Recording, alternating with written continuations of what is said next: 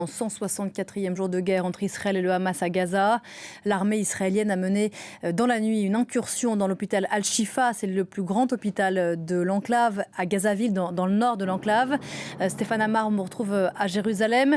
L'armée israélienne affirme, comme il y a quelques mois d'ailleurs, que des membres du Hamas sont retranchés dans cet hôpital Al-Shifa et demande à la population civile aux alentours d'évacuer.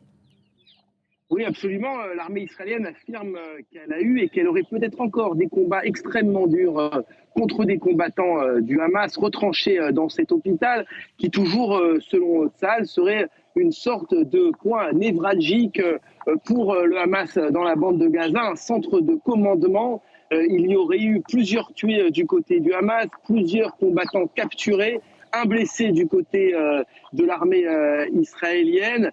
Et effectivement une demande des autorités israéliennes, de la population civile, de se déplacer à nouveau vers le sud, puisque cet hôpital se trouve dans le nord de la bande de Gaza, si les combats étaient amenés à s'étendre. Donc on le voit, depuis plusieurs semaines, les combats se sont concentrés plutôt dans le sud de la bande de Gaza, autour de Khan Younes. On parle même d'une incursion à Rafah, mais la guerre n'est pas terminée non plus dans le nord, notamment autour de cet hôpital de Shifa dans Gazaville. Dans ce contexte, des pourparlers reprennent aujourd'hui au Qatar et Israël serait en mesure, apprend-on, de proposer une trêve de 6 semaines en échange de plusieurs dizaines d'otages. Il faut dire que la pression est très forte ces dernières semaines autour de Benyamin Netanyahou.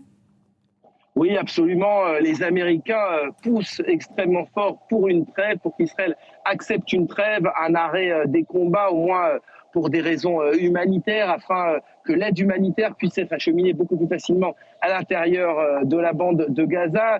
Du côté de Benyamin Netanyahou, il y a cette volonté de continuer le combat. Il l'a réaffirmé encore hier soir, d'aller jusqu'au bout, d'entrer dans Rafah, d'aller jusqu'à cet objectif de guerre qui est l'éradication du Hamas. Mais en même temps, toujours hier soir, le gouvernement israélien a autorisé une équipe de négociateurs à se rendre à Doha. Le chef du Mossad, des services secrets israéliens, est arrivé ce matin dans la capitale du Qatar pour négocier effectivement donc cet accord qui comprendrait, en échange de 6 semaines de trêve et de la libération de 40 otages, dit-on, notamment des femmes soldates, comprendrait une trêve de 6 semaines et la libération de plusieurs centaines de prisonniers palestiniens dont la plupart sont affiliés au Hamas et auraient commis des attaques contre des Israéliens.